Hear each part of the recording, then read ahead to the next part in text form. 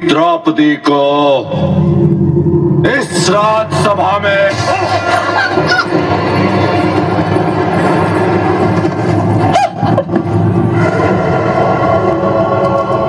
घमंड उतरता है तो सबसे पहले मुख काला होता है। इस घमंडी स्त्री का मुख तो दिखाओ।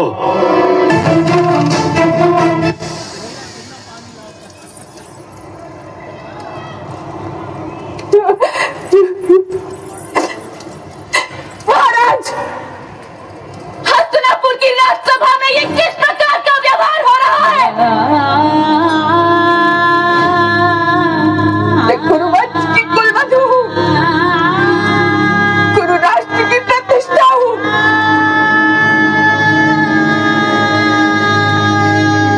हस्तिनापुर की लक्ष्मी बनकर मैंने इस नगर में प्रवेश किया था महाराज।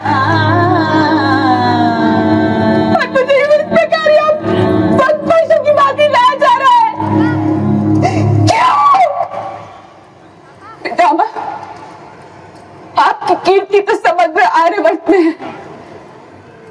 आप तो स्वयं माता गंगा के पुत्र हैं। अपनी समक्ष ऐसा व्यवहार देख के आप मान किस प्रकार रह सकते हैं?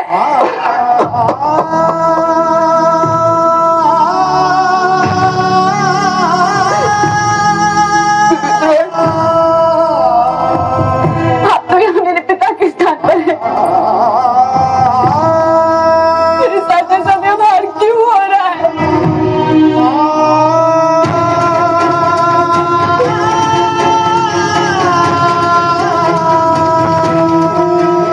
महाराज, आपके पुत्र इस प्रकार मर्यादा भंग कर रहे हैं, उससे आपके मुख पर लांछन लग रहा है।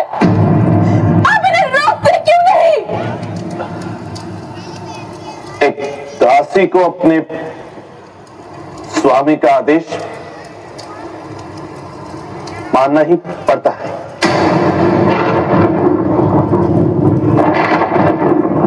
दासी?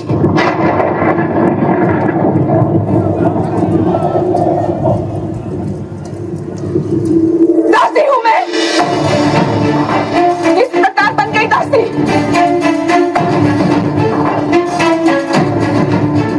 मेरे प्रश्न का उत्तर कभी आर्यपुत्र युधिष्ठिर ने दिया ही नहीं। यदि वो स्वयं को युद्ध में हार चुके थे तो उनका मुझ पर अधिकार ही नहीं था। फिर किस प्रकार उन्होंने मुझे दांव पे लगाया?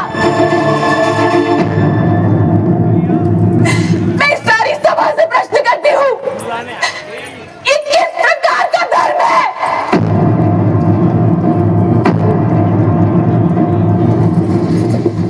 ये प्रश्न सभा से क्यों कर रही हो तुम? अपने आर्यपुत्र से पूछो। दास युधिष्ठिर, उत्तर दो। उत्तर दीजिए आर्य। क्या आपने जिस अधिकार से अपने भाइयों को दांव पर लगाया था, क्या क्या आपने उसी अधिकार से मुझे भी दांव पर लगाया?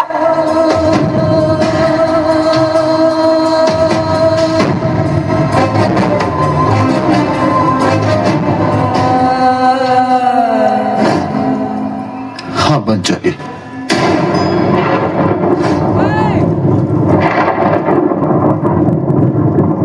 परिवारजनों का एक दूसरे पर अधिकार होता है। पत्नी केवल परिवारजन नहीं, पत्नी अर्धांगिनी होती है।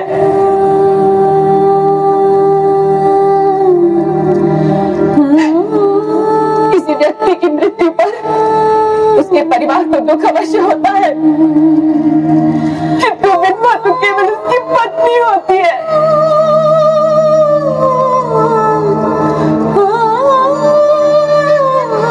एक पात्र में पड़े मोतियों के बीच क्या वैसा ही संबंध होता है जैसे एक कुंडल में बांधे गए दो मोतियों के बीच? फिर आपने वैसा अधिकार मुझ पर कैसे मान लिया जैसा आपका आपके भाइयों पर है? उत्तर दीजिए, बोल बंद रहिए।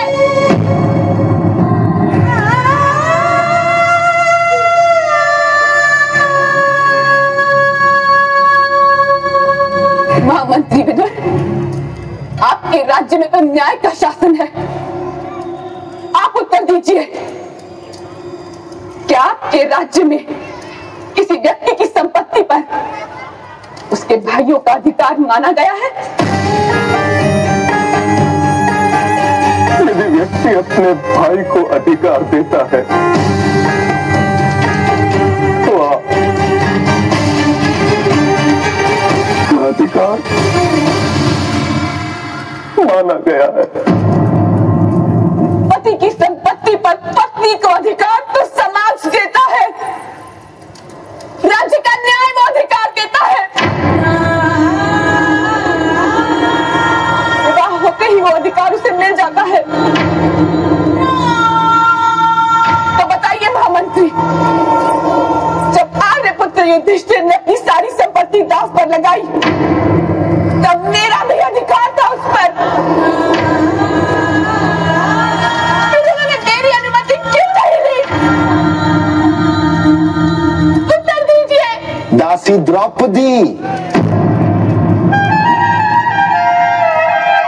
जब तुम लोग द्यूत खेलने के लिए हस्तिनापुर आए तब क्या तुमने अपने पांचों पतियों पर कोई मर्यादा लगाई थी?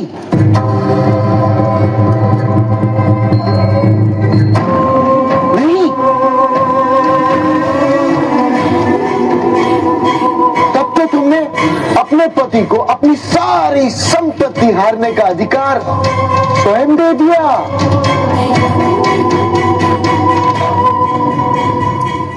अब व्यर्थ प्रलाप मत करो। अर्थात मैंने अपने पतियों पर पहले से मर्यादा नहीं लगाई, वो दोष था मेरा।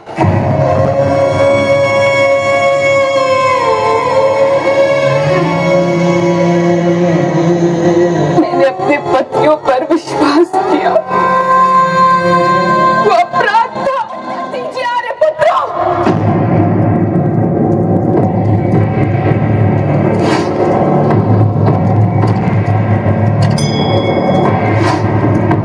मेरे तो अनेक प्रश्नों के उत्तर देने होंगे आप सबको इस सदन सभा में।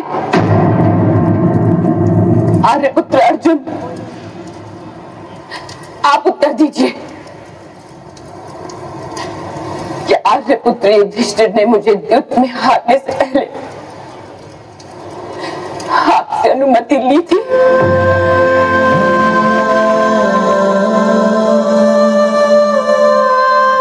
क्या आप सबने अनुमति दी थी?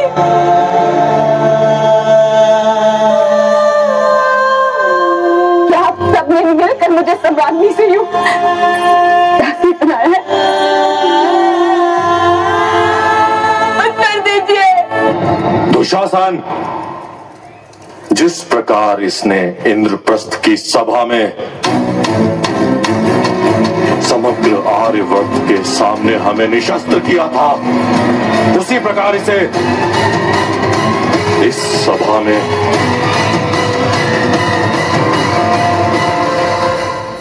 निर्वस्त्र कर दो।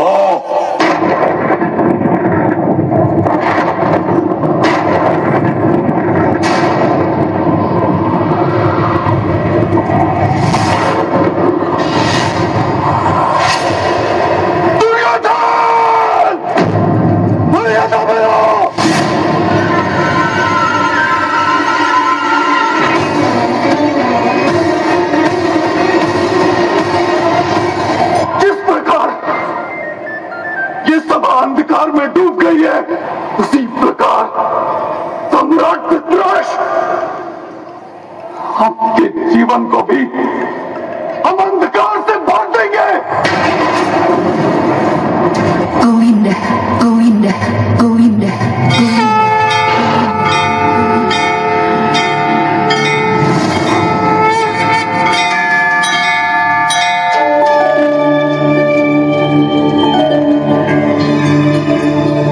यदा यदा हि धर्मस्य ग्लानिर्भवति भारत अभ्युत्थानम् अधर्मस्य तदात्मानं सृजाम्यहम्।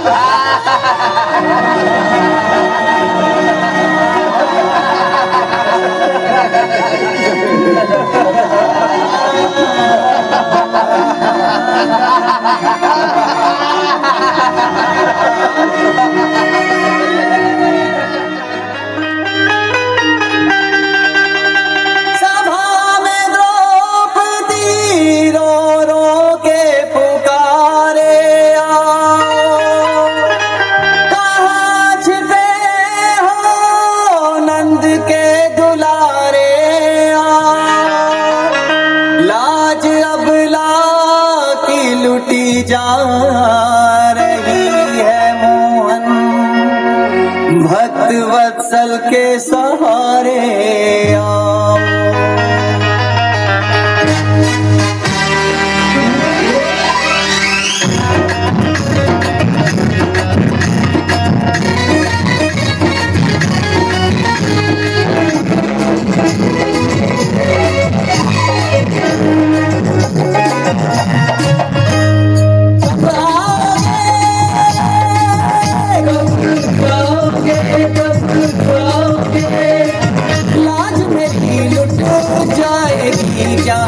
तब आओगे देर न हो जाए शाम देर न हो जाए, देर न हो जाए शाम देर न हो जाए।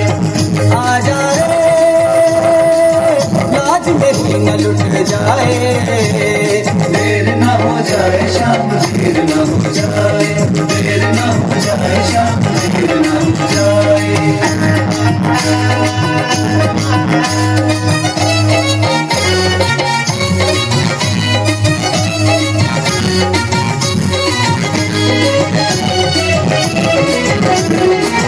सुना है लाज तुम कितनों की बचाई है, सुना है लाज तुम कितनों की बचाई है, और बिगड़ी भी सुना लाखों की बनाई है। देर न हो जाए शाम देर न हो जाए, देर न हो जाए शाम देर न हो जाए।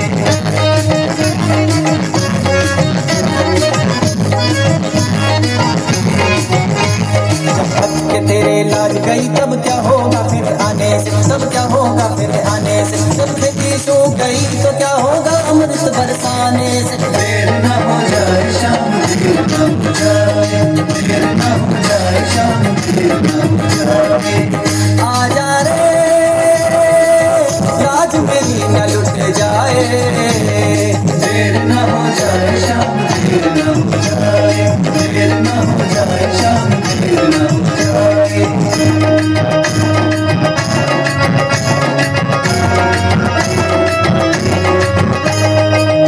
अब तो अपने सभी हो गए पराए, बैठे हैं यहाँ पे सर को झुकाए। दुशासन खींचे मेरी साड़ी सभा में, इज्जत मेरी बचे ना बचाए।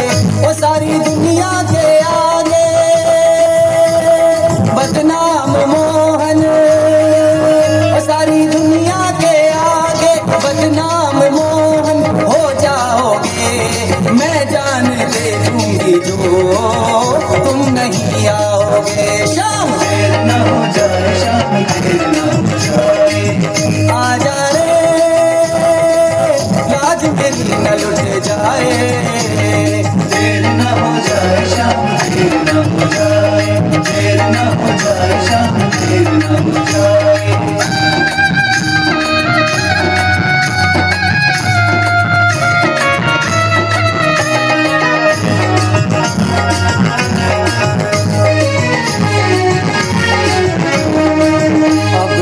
सबर होता नहीं, आजा लेने द्रौपदी की खबर, आजा देर से सही मगर आजा, दुखी घड़ी है आजा, खुदा पड़ी है आजा, दुखी घड़ी है आजा, पड़ी है आजा, मैया भवन में मेरी आकर पड़ी है आजा, देर न हो जाए शाम, देर न हो जाए, देर न हो जाए शाम, देर न हो जाए।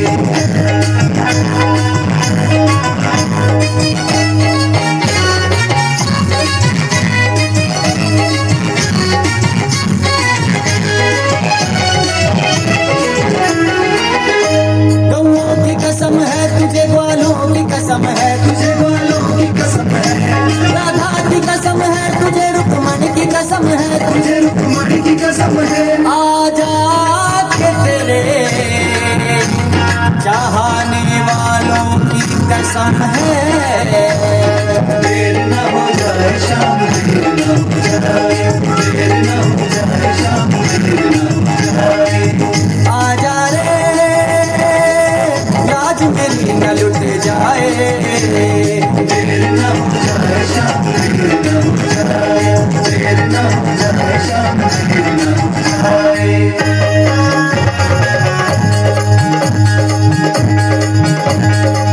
आजा रे मोहन तेरी बहन पुकारती है, लाज बचा जा तेरी बहन पुकारती है, उनके पुकार शाम आए हैं, लाज बहना की वो बचाए हैं, हट गया दुष्ट दुशासन पापी, तेरी साड़ी का वो लगाए हैं, उनके पुकार शाम आए हैं, लाज बहना की वो बचाए हैं, लाज बहना की वो बचाए हैं।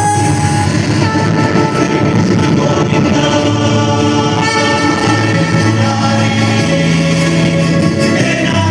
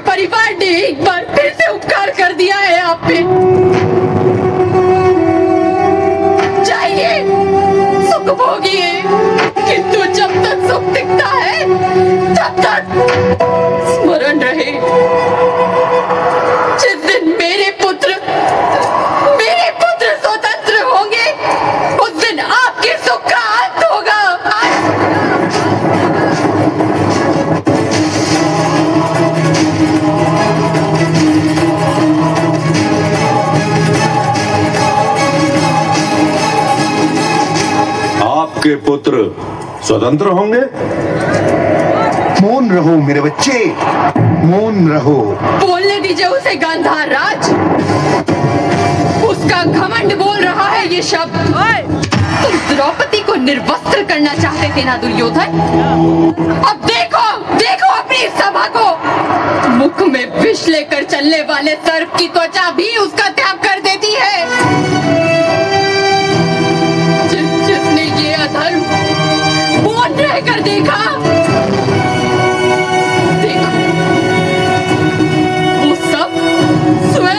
सर्प के भांति निर्वस्त्र हो गए हैं। देखो अपनी सभा को।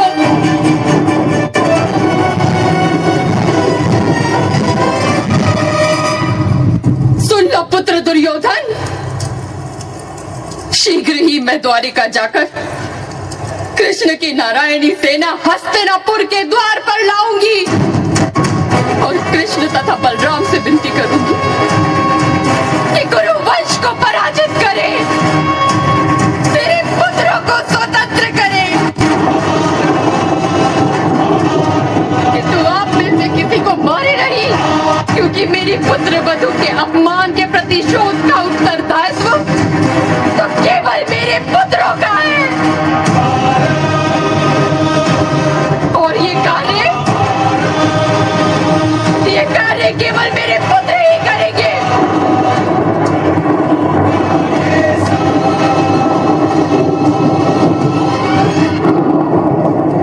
मुझे स्पर्श मत कीजिए राजमाता कुंती, मैं मलिन हो जाऊंगी। अब भी मौन है ये सभा। अब भी किसी को अपने धर्म के विषय में संदेह नहीं। मैं अब आपकी पुत्र वधू नहीं, आपके पुत्रों की पत्नी नहीं, गुरुवंश की कुल वधू नहीं। क्या आप सब लोग नहीं जानते कि एक साधु का मौन किसी दुष्ट के शब्दों से बड़ा? समग्र विश्व की सारी स्त्रियों की आंखों के आंसू यहाँ बहाए हैं मैंने। इस सभा में उपस्थित सभी को अपने मौन का दंड मिलेगा।